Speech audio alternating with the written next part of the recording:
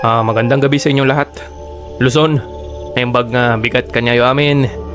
Visayas, maayong gabi sa inyo tanan. Mindanao, mapya labi sa inyo nga tanan. Mayong gabi, may ikakwento ako sa inyo. Pinamagatan nitong ang batang may dugo ng kapre.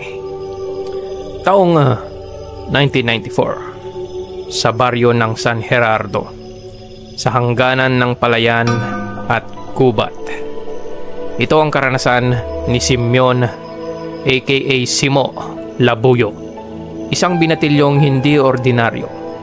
Hindi niya ginusto ang dugong dumadaloy sa kanyang mga ugat, dahil ito ay dugo ng isang halimaw, dugo ng kapre. Madalas sa mga baryo ang tunog ng kampana ay hudyat ng pagdiriwang, kasal, binyag, fiesta. Pero dito sa San Gerardo, kakaiba. Ang kampana, basag na at tila laging may kalawang, ay tumutunog tuwing curfew. Hudyat ng pagtatago, hudyat ng katatakutan. Dahil sa ilalim ng dilim, habang pumapalo ang kampana sa hangin, ay naroon si Simo, 16 na taong gulang, matangkad na parabang hindi nakasya sa sariling balat, at may mga matang sanay sa dilim. Binubuhat niya ang isang malaking troso na parang kahoy lamang sa kanya. Ang mga kalyo sa kamay niya ay ebidensya ng taon-taong pagod. Pero ang totoo, hindi iyon ang napansin ng mga tao, kundi ang kakaibang hininga niya na sa tuwing siya'y nagagalit, may bahagyang usok na lumalabas. At sa gabing yon, habang nagbubuhat ng troso, bigla siyang napahinto dahil sa pandinig niyang mas matalas kaysa sa karaniwan. Narinig niya ang kaluskos ng mga dahon sa gubat. Parang mabigat, parang may mata na nakamasid. Umiling lang si Simo, nagpatuloy sa pagbubuhat, pero sa isip niya, ramdam niyang may nakasilip sa dilim. Kinabukasan, habang papasok siya sa eskwela, muling sumambulat ang isa sa mga bagay na matagal na niyang tinanggap, ang panlalait. "Uy, kapre!" sigaw ng isa. "Uy, bonjing!" biro naman ng isa. May nagtangka pang manulak sa kanya sa kanal, pero kahit isang pulgada hindi siya nalipat sa kinatatayuan niya. Pero kahit ganon, hindi siya lumaban. Ang mga kamao niya, bagamat kasing tigas ng bato, ay hindi niya ikinakasa, sapagkat alam niya, isang hampas lang niya, baka may mapilayan o baka may mamatay. Sa halip, hinahayaan niya lang. Umupo siya sa tabi ng poste at hinawakan yon. Napapikit sandali. Nang imulat niya ang mata, napansin ng isa sa mga bata, baon ang bakas ng kamay ni Simo sa matigas na kamagong na poste. Para bang nilubog ito ng bakal. "Puk! Ina! Halimaw!" bulong ng isa. At sabay-sabay silang nagsiuwian na tumatakbo. Tahimik lang si Simo. Tahimik na naglalakad pauwi. Pagdating sa bahay, ibang halimaw naman ang bumungad. Si Apo Naryo, ang kanyang ama-amahan, isang antingero. Mayabang at marahas. Ang bawat galaw ay pabalagbag. "Hoy, Simo!" sigaw nito habang nag-aapoy ang tingin. "Kung hindi dahil sa akin, baka nilamon ka na ng kabre. At pati ang nanay mo. Hindi ka sana pinanganak.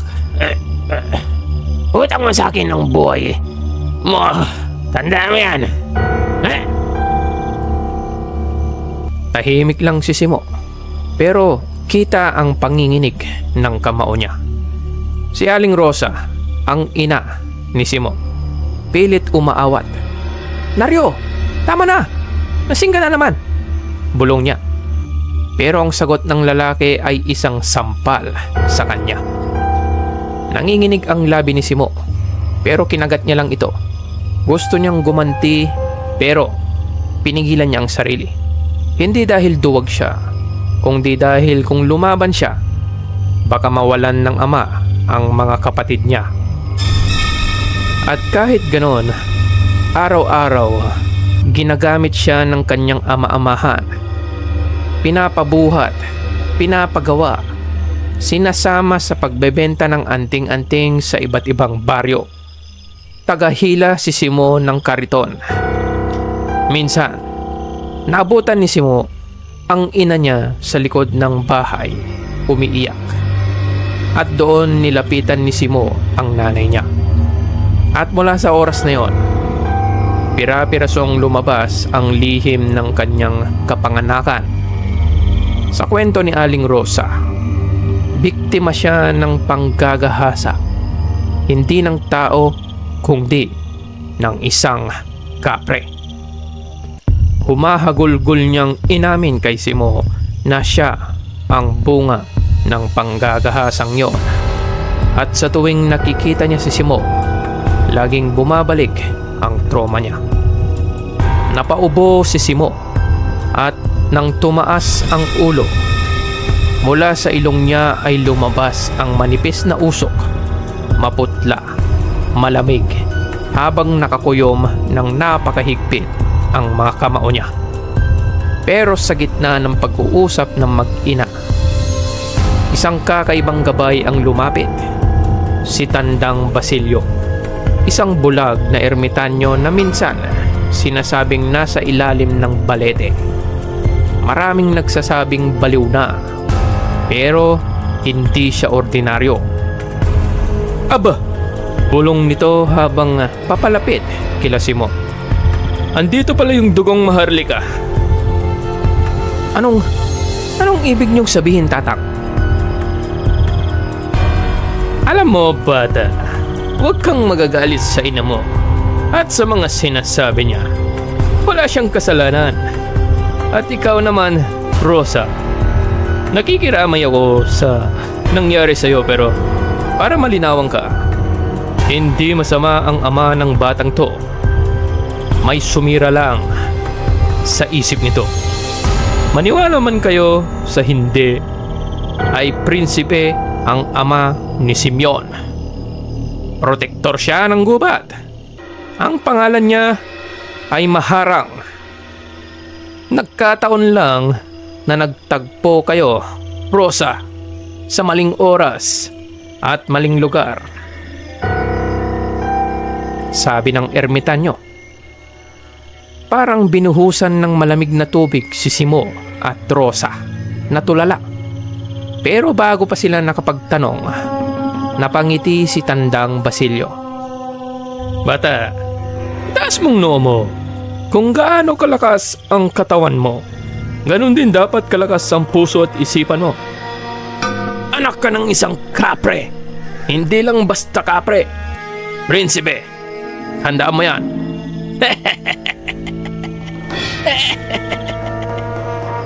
Sabay lakad palayo nang tumatawa. Iniwan sila ng ermitanyo habang ang balete ay umuugong sa hangin. Pero sa kabilang banda, habang may bumubulong ng katotohanan, may nagkakalat naman ng kasinungalingan. Si Aponario, sa kantong may inuman, ay laging may kwento na siya raw ang pumatay sa kapre noon. Na siya raw ang nagligtas sa baryo at kay Rosa. Na kung wala siya, nilamon na sila ng halimaw.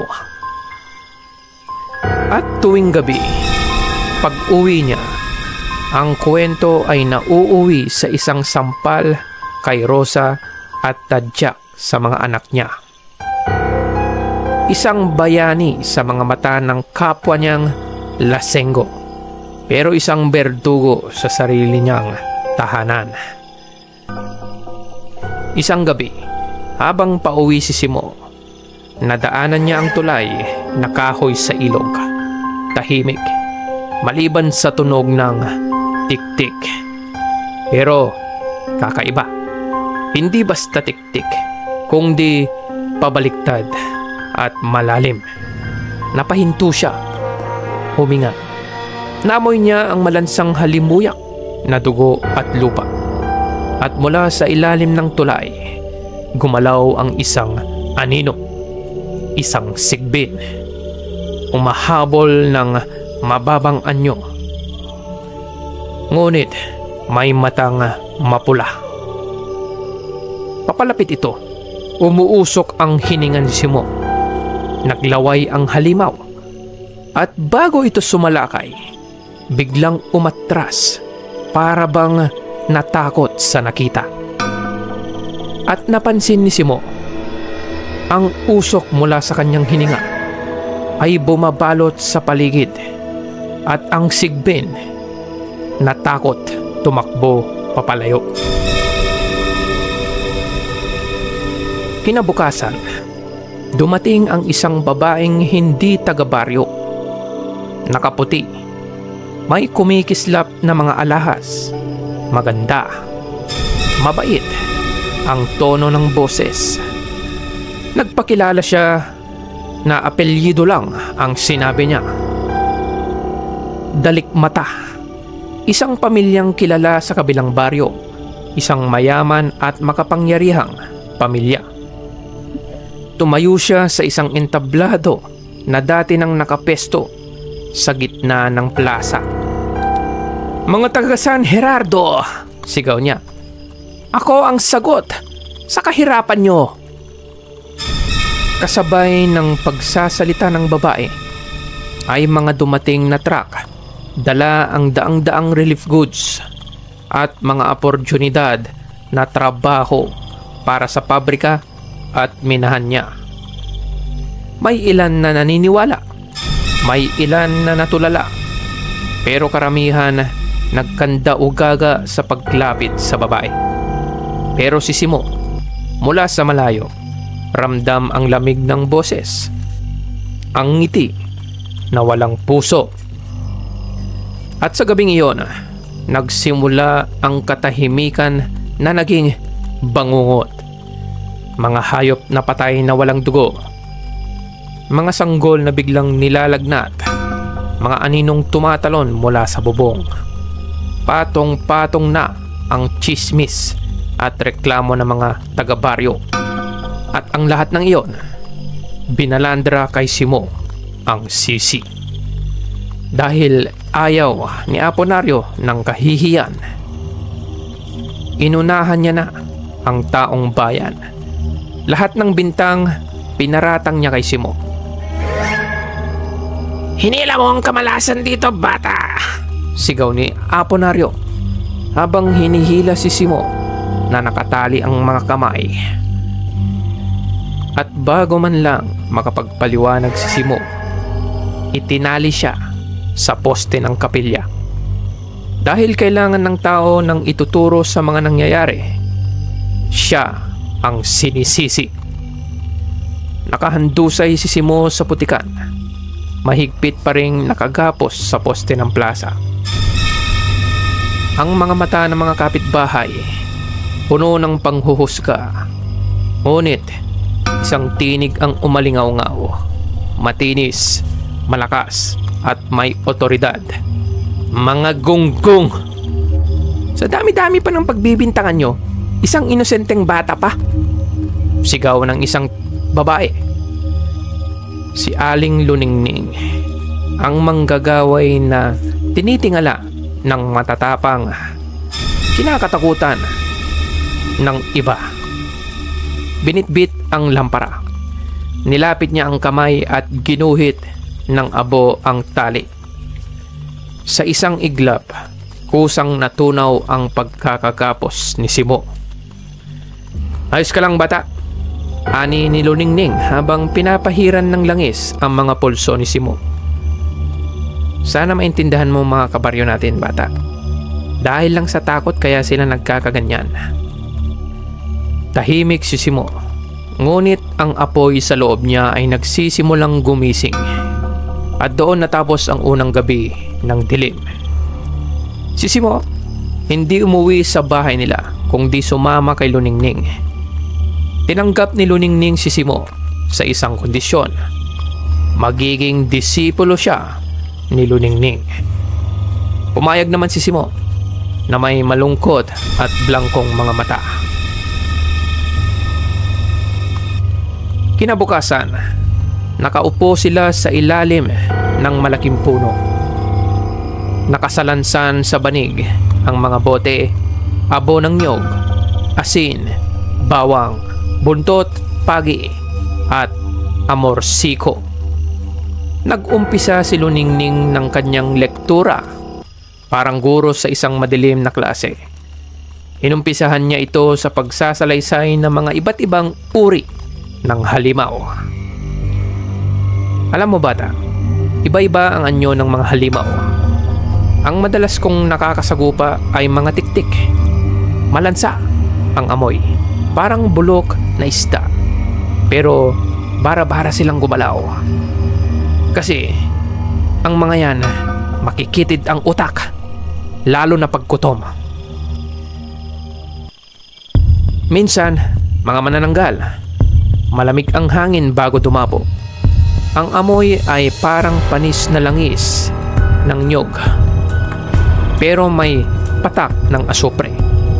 Sa gabi lang lumalabas ang mga yan, minsan sa kabilugan ng buwan. Madalas nasa anyong tao. Yung ibang mga halimaw nasa librong ito. Hindi ko na iisa-isahin. Basahin mo na yan pag may oras ka. Andyan lahat ng mga experience ko sa iba't ibang halimaw. Kasama na ang mga kapre kung interesado ka. Kapag nakabisado mo ang lahat ng ituturo ko, Simo, wala kang kakatakutang kahit na anong nilalang sa dilim. Pero huwag ka lang sa mga halimaw mag-precaution, Simo. Mas delikado pa rin ang mga tulad nating tao, lalo na yung mga ambisyoso at mga oportunista. Sinamahan pa ng kaduwagan. Makagago yung mga ganyang uri ng tao. Mag-ingat ka sa mga ganyan, sabi ni Aling Luningning kay Simo. Pagkatapos noon, ipinakita niya kung paano ginagamit ang abo ng nyog para pang-alis sa mantsa ng dugo ng mga aswang, na hindi lang basta itinatapon ang asin sa mga aswang, at ang pag-orasyon sa buntot pagi para mas maging epektibo at para maging sing-elastiko ng latigo na pumupunit sa mga nilalang ng gabi.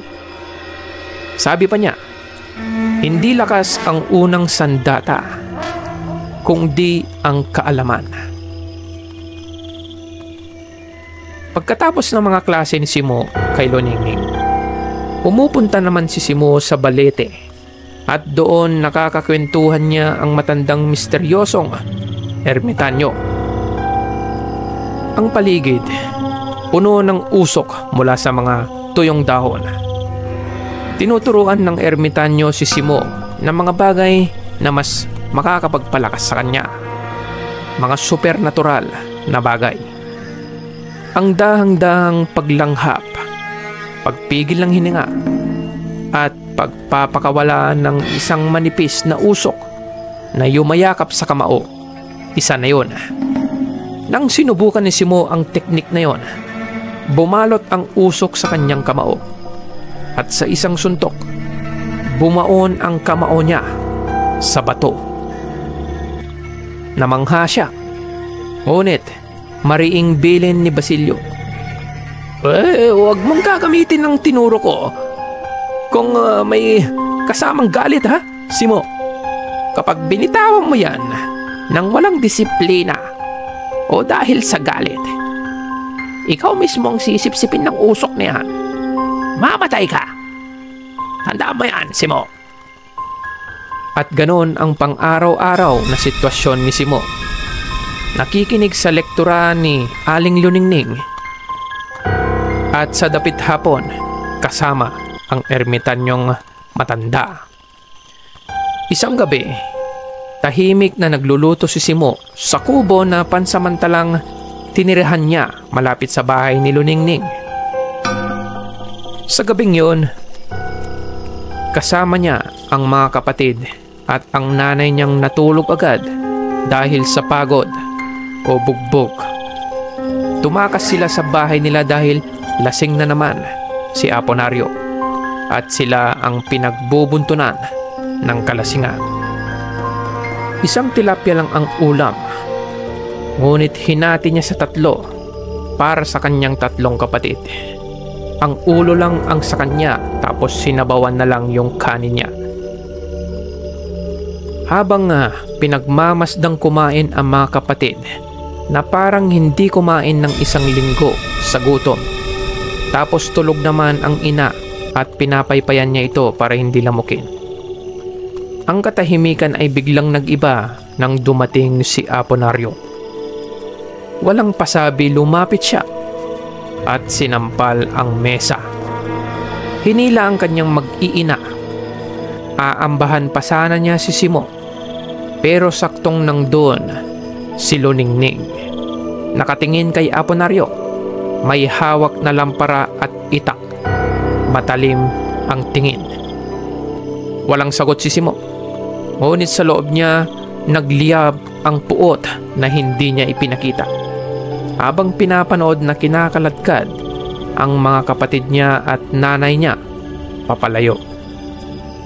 Alam ko yung galit na namumuo ngayon sa puso mo, Simo, sabi ni Luningning sabay tapik sa balikat nito.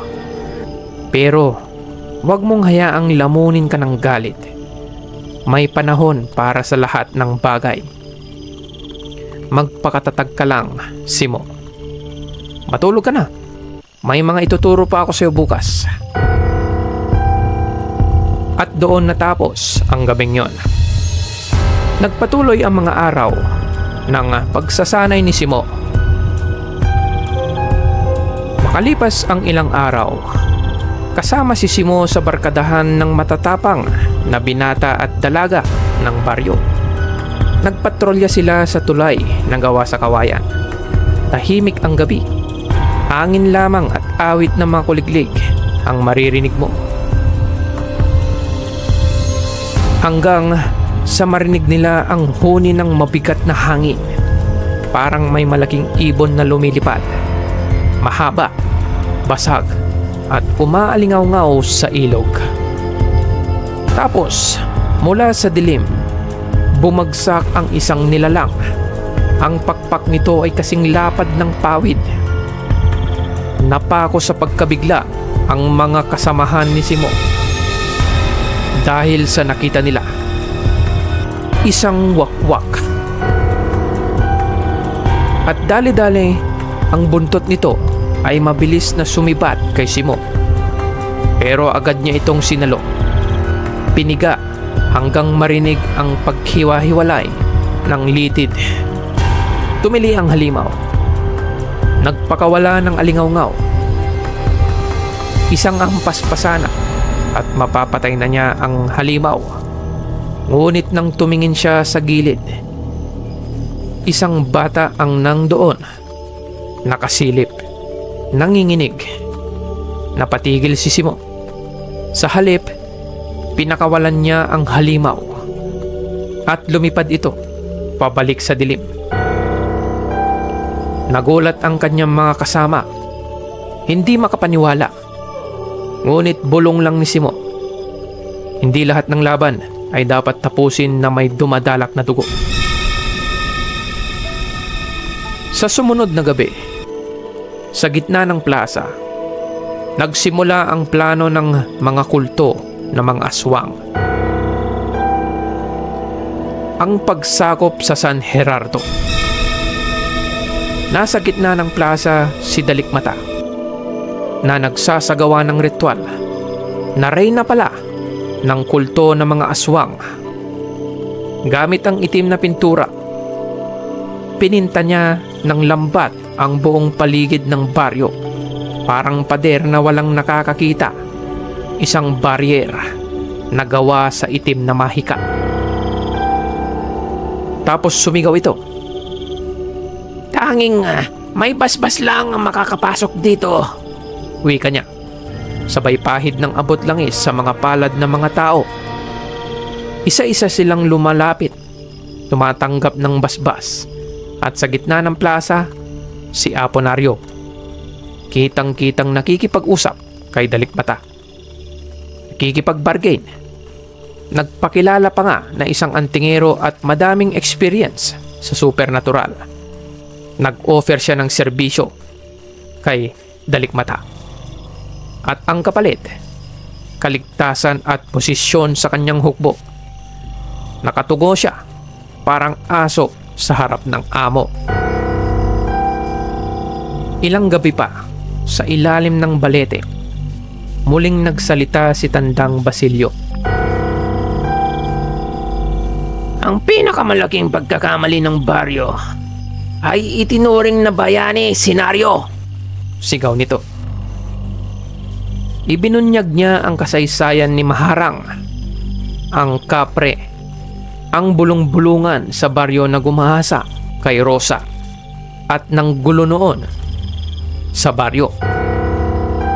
Sinabi niyang isang prinsipe na tinukso at nilason ng kulto ng mga aswang, si Maharang, hanggang maging halimaw ng pagnanasa at dahas na napatay ni Aponario noong nanghihina na ito at ginamit ang dugo ng kapre upang palakasin ang sarili. Hindi bayani senaryo. Giit ng matanda. Kasabwat siya. Kaya mabigat ang sumpa ng ating baryo. Pagkatapos isiwalat ni Tandang Basilio ang lahat, natahimik ang mga tao. Napatitig ang lahat kay Simo. Titig na nagsusumamo sa kapatawaran. At habang patuloy ang pagre-recruit ni Dalikmata ng mga tao para gawin niya itong mga amalanhig, mga loyal na aswang na magsisilbi sa kanya. Nagsimula ang mga araw ng paghahanda. Ang mga binatay naglalagay ng asin at langis sa bala. At ang mga dalaga ay gumagawa ng sibat na pinapahiran ng langis ng nyog at abo. Bawat isa may anting-anting, may basbas, maliban kay Simo. Nilapitan siya ni Luningning. Hindi anting-anting ang kailangan mo, bata. Tatanggalin ko lang ang selyo mo. Pero bago ko gawin yon, willing ka bang yakapin ang pagiging halimaw mo? Tanong ni Luningning kay Simo. At sa kauna-unahang beses, nakita ni Luningning at ng mga tao nang umiti si Simo. Senyales yon na handa si Simo. Inumpisahan na ni Luningning ang ritual para tanggalin ang selyo na nagpipigil ng lakas ni Simo. Tuluyan na siyang magiging kapre. Pagkatapos ng ritual, isang makapal na usok. At sa gitna ng usok, lumantad si Simo. Pero nagulat ang lahat. Hindi siya naging kapre. Ang nangyari, lalo lang siyang tumangkad. Mas naging matipuno. Lumaki ang katawan. Pero taong-tao pa rin siyang tignan. At may kakaibang aura lang. Napakalakas tignan. Yung ibang kababaihan pa nga napatili dahil sa kisig at tikas ni Simo noong nawala ang usok sa paligid niya. Pagkatapos noon, dumating ang gabi ng unang sagupaan. Sa kapilya, ongoing na ang ritual ng kulto. Ang mga shifter, ang mga amalanhig, at mga iba't ibang klase ng aswang. Yung iba may anyong aso at tao. Naglipa na sa altar. "Sugod!" sigaw ng barkadahan ng matatapang na mga taga-baryo. Sabay-sabay silang sumugod. Si Simo, gamit ang usok, binulag ang mga nagbabantay na halimaw sa labas ng kapilya. Ang iba tumarak ng sibat sa mga shifter. Dumagungdong ang kampana ng kapilya habang ang mga dugo ng mga tao at halimaw ay tumatagaktak sa sahig. Ngunit sa gitna ng lahat, naligtas nila ang ilang batang nakagapos sa gilid ng altar. Isang maliit na panalo, isang hininga ng pag-asa. Ngunit, bago pa man makalabas, biglang lumiwanag ang lambat na iginuhit ni Dalikmata. At mula rito, sumambulat ang hukbo ng mga halimaw.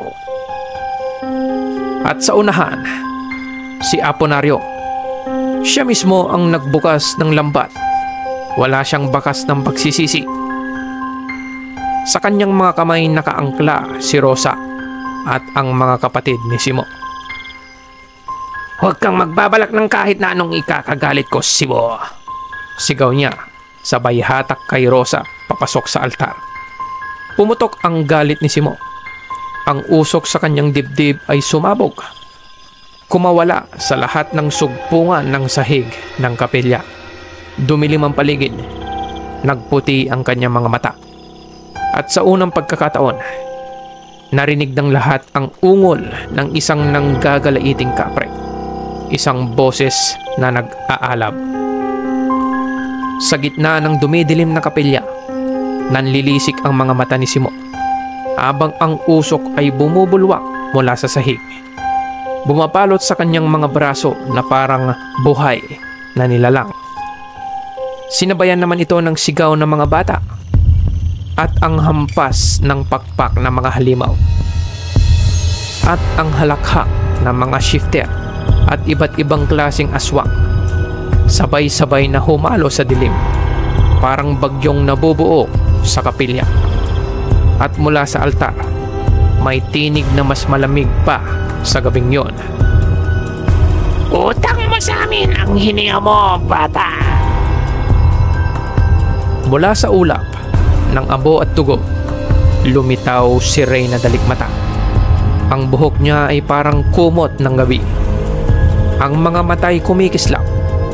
Sa isang kumpas, kumalat sa hangin ang mga pira-pirasong alaala ni Rosa.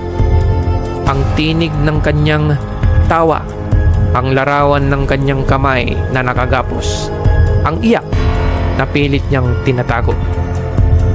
Pinilit ipakita ni Dalikmata ang bawat masasakit na ilusyon kay Simo para wasakin siya mula sa loob. Ngunit sa halip, mas nagliyab ang apoy sa kanyang dibdib. Pero bago pa siya makakilos, biglang sumugod si Aponario. Hawak ang isang itim na anting-anting na may parang binhi ng bulok na prutas. Idinikit niya yon sa dibdib ni Simo. Bata, nakapatay ako ng dugong maharlikang kapre. Ikaw, kalahating kapre ka lang. Sigaw niya. Sa isang iglap, kumirot ang balat ni Simo na parang sinusunog ng apoy. Ang usok ay nagsimulang umurong. Pilit na pinipigil ng sumpa ng anting-anting. Halos mapaluhod siya. Nanginginig. Nangingilo ang bawat ugat. Pero malakas si Simo. Sa gitna ng sakit na nararamdaman niya, inabot niya ang lieg ni Aponario. Itinaas niya ito nang gagalaiti at piniga ito. Ngunit, nakita niya ang mga mata ng kanyang mga kapatid, nakatali at nakaluhod, nakasilip sa gilid ng kapilya. At doon niya pinigil ang sarili. Hindi siya pwedeng maging halimaw na pumapatay ng tao, lalo na sa harap nila. Ang ginawa niya, itinapon niya ang ama-amahan sa gitna ng kapilya. Hindi patay, nawalan lang ng malay. Sa kabilang dako naman, sa labas, nagkakagulo. Sa lumang logging road, ang mga shifter, ang mga iba't ibang aswang, ay sumasalakay mula sa magkabilang gilid. Kumikislap ang mga mata sa dilim. Si Luningning hawak ang buntot pagi. Humahampas sa mga kultista na parang naglalagas ng damo. Ang mga taga-baryo Dati laging umaatras, ngayoy tumutulong kay Luningning. Bawat talsik ng asin, buntot ng pagi, mga langis at abo, nag-uusok ang itim na sigil. Bawat pagbagsak ng sibat, napapatras ang mga aswang. Ang hangin ay amoy bawang, pawis at dugo. Bumalik tayo sa loob ng kapilya. Nawala na yung sakit na nararamdaman ni Simo sa sumpa ng anting-anting ni Aponario. Nakakagalaw na siya ulit ng maayos. Pero pagtingin niya sa paligid, maaliwalas. Wala na ang reyna at ang mga bata at ang nanay niya. Sinundan ni Simo ang bakas ng kamangyan at dugo papunta sa ilalim ng punong balete. Doon, nakita niya si Rosa, nakagapos habang si Dalikmata ay naglalapat ng marka sa kanyang noo. Gagawin kitang aswang, bulong ng reyna. Hindi na nag-isip si Simo. Mabilis siyang tumakbo sa kinaroroonan ng reyna at ng nanay niya. Huminga siya ng malalim. Ginamit ang teknik na tinuro ng ermitanyo.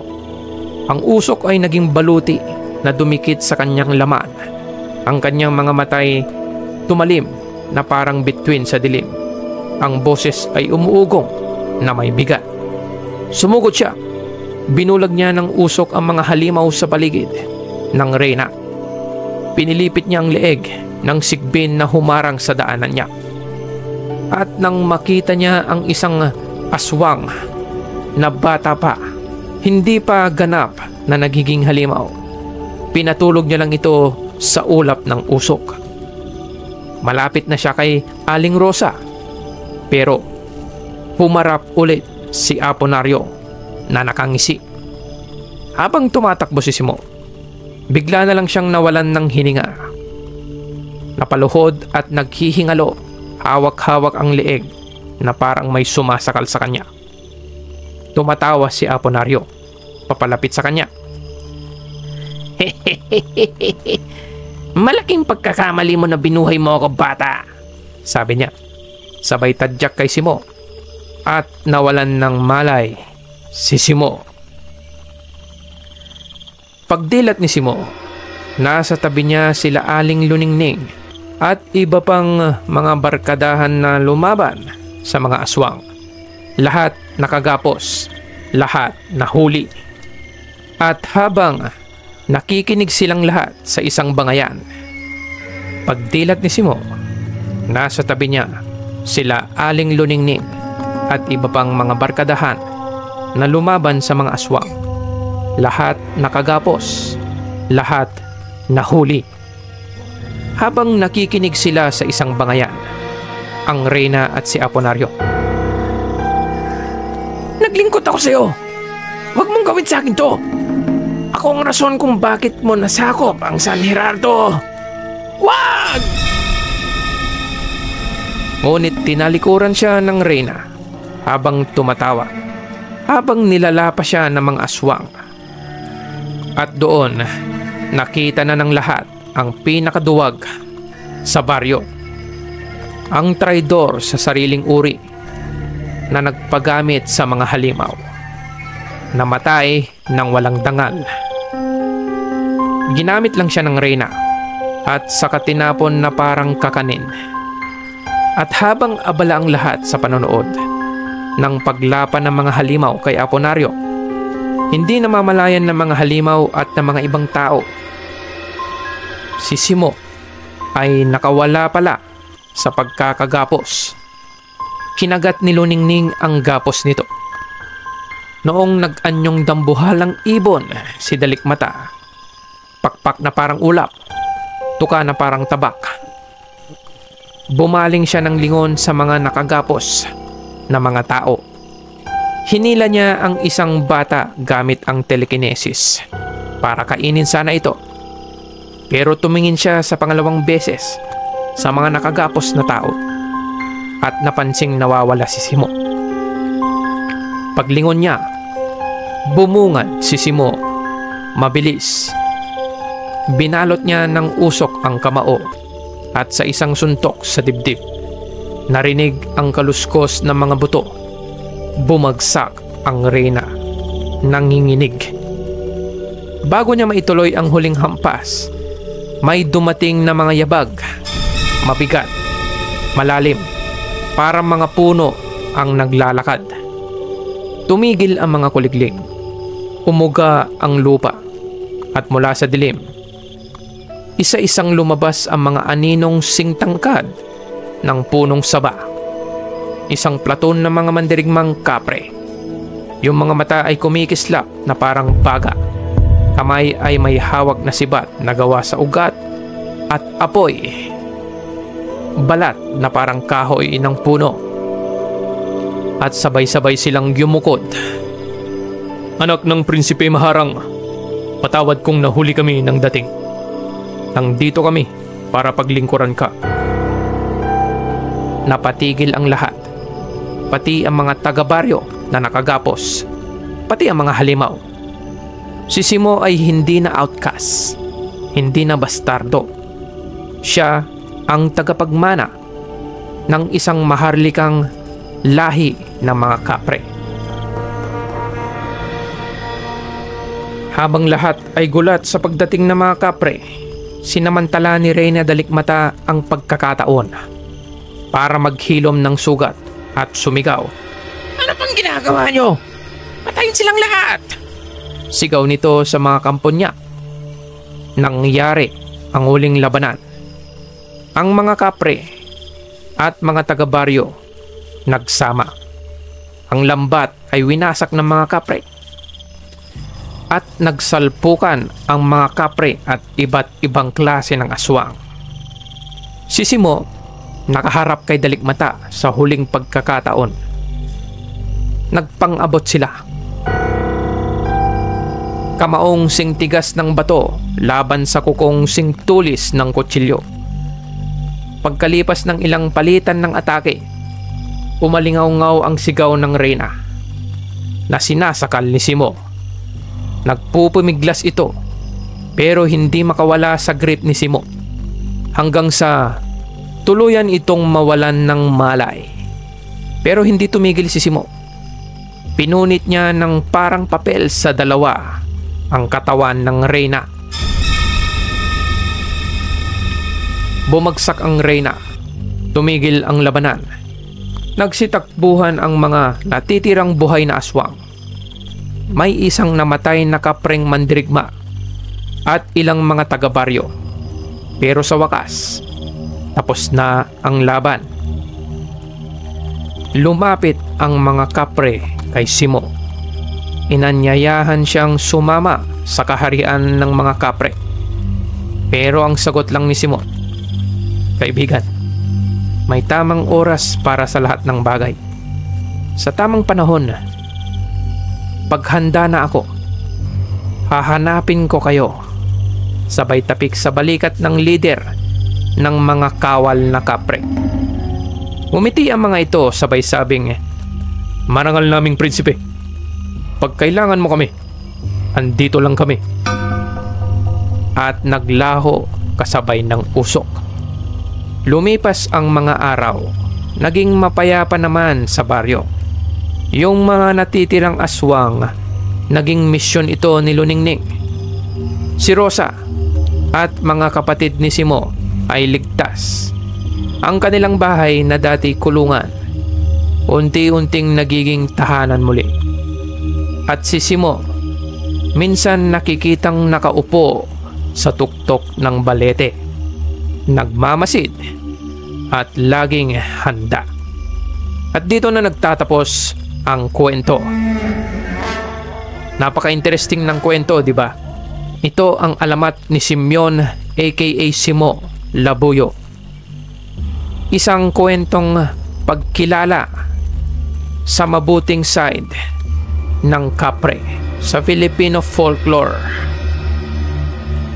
Isang epic na kwento ng pagdurusa, pagtataksil at pagtubos. Anong masasabi nyo? Gusto nyo ng ganitong kwento? Huwag kalimutang mag-subscribe. Nagpabahagi kami ng creepy, supernatural, horror at mystery stories 3 times a week. Sana suportahan nyo kami. Mag-comment kayo sa mismong page namin. At sana tangkilikin nyo rin ang mga narration namin. Paalala, pwede nyo itong i-share pero please lang wag i-re-upload. Labag sa batas yan. All copyrights reserved sa Dilaw na Kandila Pinoy Horror Comics. Maraming salamat sa panonood. Hanggang sa susunod.